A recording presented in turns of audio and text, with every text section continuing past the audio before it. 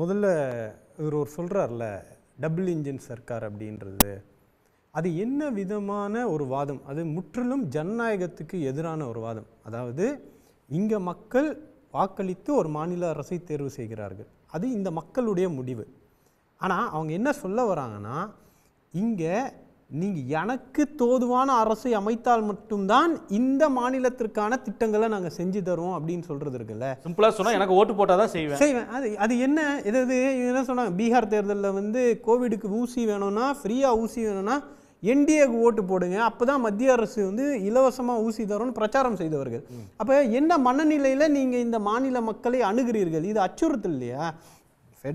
ஒரு federation of ஸ்டேட்ஸாக இருக்கும்போது, ஒரு ஒன்றியமாக இருக்கும்போது, இந்த மக்கள் திமுகவை இல்லை XYZ யாருக்கு வேணாலும் ஓட்டு போட்டு ஆட்சியில் கொண்டு வரட்டும்.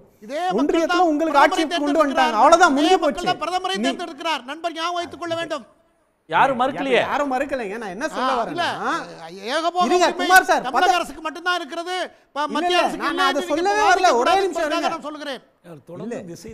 இல்ல இப்ப இதுக்குள்ள சுருக்க வேண்டாம், இப்ப நம்ம இதுக்குள்ள வருவோம். இப்ப வாதம் என்னன்னா, நீங்க தான் சொல்றீங்க டபுள் இன்ஜின், நாங்க சொல்லல. நாங்க கேட்கறதெல்லாம் அங்க மோடிக்கு ஓட்டு போட்டுருக்கீங்க, மோடி இருக்கட்டும், ஆனா தமிழ்நாட்டு மக்களுடைய குரலை நீங்க நசுக்காதீங்க அப்படின்றோம். அடுத்தது தொடர்ந்து இங்க பேசினாங்க, எடப்பாடி பழனிசாமி தானே வாக்குறுதி கொடுக்குறாரு அப்படின்னு. இப்போ ரெண்டுத்துக்கும் அடிப்படையில் ஒரு வித்தியாசம் இருக்குது.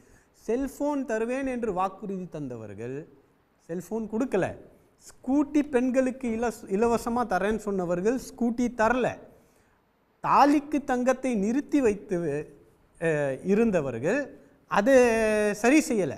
ஆனால் மறுபுறம் விடியல் பயணம் இலவசமாக தருகிறது இந்த அரசு, இந்த முதலமைச்சர் தருகிறார்.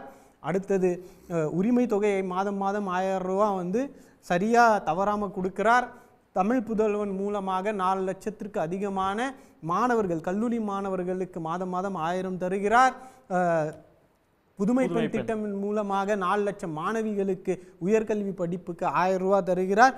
காலை சிற்றுண்டி திட்டத்தை கொண்டு வந்திருக்கிறார். இப்படி எல்லா திட்டத்தையும் செய்து முடித்து விட்டு, நான் இதை செய்கிறேன், 8000 ரூபா கூப்பன் தரேன் அப்படின்னு ஒரு முதலமைச்சர் பிரச்சாரம் செய்வதும், எதுவுமே செய்யாமல் இதெல்லாம் செய்ய முடியாதுன்னு சொன்ன ஒருத்தர் உடனே அந்த புள்ளியை பார்த்து கோடு போட்டுக்கிட்ட மாதிரி நான் கோடு போட்டுக்கிறேன் வா அப்படின்னா, தமிழ்நாட்டு மக்கள் அவ்வளோ மூல பலவீனமானவர்கள் அல்ல, இதை பிரித்து பார்க்க தெரியாதவர்கள் அல்ல அப்படின்ற ஒரு வாதத்தை நாங்கள் முன்னாடி வைக்கிறோம். இன்னொன்று சொன்னார், அந்த காலத்தில் அது இல்லை, இன்னைக்கு தேவையா அப்படின்னா, இன்னைக்கும் பசி இருக்கிறது, இன்னைக்கும் வறுமைன்றது ஒன்று இருக்கிறது, இன்னைக்கும் அட்டானமின்னு பேசக்கூடிய மக்கள் இருக்கிறார்கள், எனக்கு எது தேவை என்பதை உணர்ந்து அதுதான் என்னுடைய உரிமை என்று பேசக்கூடிய தமிழ்நாட்டு மக்கள் இருக்கிறார்கள். இன்னொன்று சொன்னார், எனக்கு 5 மொழி தெரிந்தால் எனக்கு 50 பேர் கூட இருக்கிற மாதிரி. வரவேற்கிறேன் நிச்சயமாக. அதுதான் தேசிய கல்விக் கொள்கையில் நீங்கள் ஏன் 2 கட்டாய இந்திய மொழின்ற ஒரு சட்டத்தை போட்டிருக்கீங்க? இனி குளோபலில் அவர் தானே பேசினார், இனி குளோபல். இன்னைக்கு நான் படிச்சுட்டு ஜெர்மனியில் வேலை பார்க்கலாம், நான் வந்து போர்ச்சுகலில் வேலை பார்க்கலாம், நான் இன்னும் எந்த நாட்டில் வேணாலும் வேலை பார்க்கலாம். அதுக்கேற்ற மாதிரி 2 ஃபாரின் லாங்குவேஜ் கற்றுக்கலான்னு சட்டத்தை மாற்றுறதுக்கு நீங்கள் தயாராக இருக்கீங்களா? அப்போ யார் திணிக்கிறா?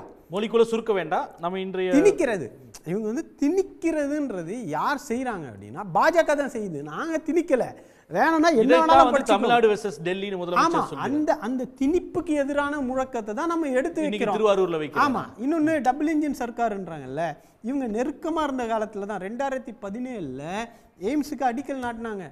4 வருஷம் நீங்க ஆட்சியில் இருந்தீங்க. எதற்காக திரு எடப்பாடி பழனிசாமி பிஜேபி கிளை செயலாளர்னு சொல்றாரு இன்னைக்கு முதலமைச்சர் திருவாரூர்ல? ஏன் அதுதான் சொல்றேன், 4 வருஷம் நீங்க ஒன்னா இருந்தீங்கல்ல, 4 வருஷம் ஒன்னா இருந்தீங்கல்ல, எய்ம்ஸ் இதுவரையும் கட்டி முடிக்கல. மெட்ரோ ஃபேஸ் 2க்கு பணத்தை நீங்க 4 வருஷம் வாங்க முடியல, நாங்க போய் தான் சண்டை போட்டு வாங்கிட்டு வந்துட்டு இருக்கிறோம். அப்போ ஒன்னா இருந்தாலோ இல்லை கூட்டணியில் இருந்தால் ஒரு மாநிலத்துக்கு வளர்ச்சி வரும் அப்படின்னா, ஏன் பீகார் 20 வருஷமா நீங்க ஒன்னா தானே இருக்கீங்க, ஏன் வளரல? யூபி 11 வருஷமாக இருக்கே, ஏன் இன்னும் அங்கே கல்வி வளரல? அது இல்லை, வளர்ச்சிக்கும் ஒன்றிய அரசும் மாநில அரசும் ஒன்றாக இருக்க வேண்டும் என்பது அவசியம் கிடையாது. இந்த நரேட்டிவே பொய்யானது. நம்ம சொல்கிறது என்னென்னா, பாஜக தமிழ்நாட்டை மாற்றாந்தாய் மனப்பான்மையோடு பார்த்து கொண்டிருக்கிறது. கடந்த 12 ஆண்டுகளில் தமிழ்நாட்டை வஞ்சித்திருக்கிறது. தமிழ்நாட்டுடைய நியாயமான குரல்களை கேட்க விரும்பாத ஒரு ஆட்சி பாரதிய ஜனதா கட்சி ஆட்சி. அதனுடைய ஆட்சியாளர்கள் தமிழ்நாட்டில் ஆட்சி செய்யணும்னு நினைக்கிறாங்க. அதுக்கு எடப்பாடி பழனிசாமி என்ற ஒரு ப்ராக்சியை பயன்படுத்தி கொண்டிருக்கிறார்கள். பாஜக எது செஞ்சாலும் சரி, பாஜக என்ன செஞ்சாலும் சரின்னு சொல்லக்கூடிய ஒருத்தர் எப்படி தமிழ்நாட்டு மக்களுடைய குரலாக இருப்பார்? ஏன்னா கடந்த காலத்துல சொல்றாங்களா ஆட்சி மாட்ட ஒருவேளை எடப்பாடிக்கு நம்பர் வந்தாலும் பிஜேபி தான் ஆட்சி செய்யும். இன்னைக்கு வந்து ராம்தாஸ் அத்வாலே சொல்லியிருக்காரு, நாங்க யாரை வேணாலும் வளைச்சு கொண்டு வந்து என்டிஏ ஆட்சியை கொண்டு வந்து. ஆமா, அப்ப இவ்வளோ மெனக்கெட்டு எடப்பாடியை முதலமைச்சர் ஆக்குவதற்காக பாஜக வேலை பார்க்க போகுது. நாங்க பார்க்குறோம், நிதிஷ்குமார்ன்ற ஒரு எடப்பாடி பழனிசாமி மக்களால் தேர்ந்தெடுக்கப்பட்ட முதல்வர் கிடையாது. நமக்கு தெரியும் அது ஒரு தற்செயலாக நடந்த ஒரு விபத்து. அவர் ஒரு முதலமைச்சர் ஆனதுன்றது ஜெயலலிதா அம்மையாருடைய மறைவுக்கு பிறகு. அதுக்கப்புறம் நடந்த எந்த தேர்தலையும் மக்கள் அவருக்கு மேண்டேட்டே கொடுக்கல. ஆனால் நிதிஷ்குமார் அப்படி கிடையாது. தொடர்ந்து 2004க்கு பிறகு நடந்த ஒரு தேர்தலையும் அவர் மேண்டேட்டை வச்சிருக்கார். அவர் போட்டி போட்டு முதலமைச்சர் ஆனாலும் இன்னைக்கு அவருடைய நிலைமை என்ன?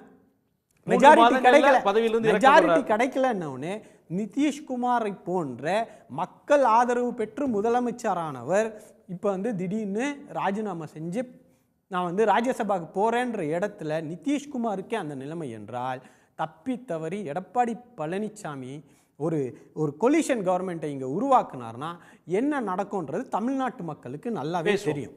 உடனுக்குடன் செய்திகளை தெரிந்து கொள்ள சன் நியூஸ் பெல் ஐகானை கிளிக் பண்ணுங்க.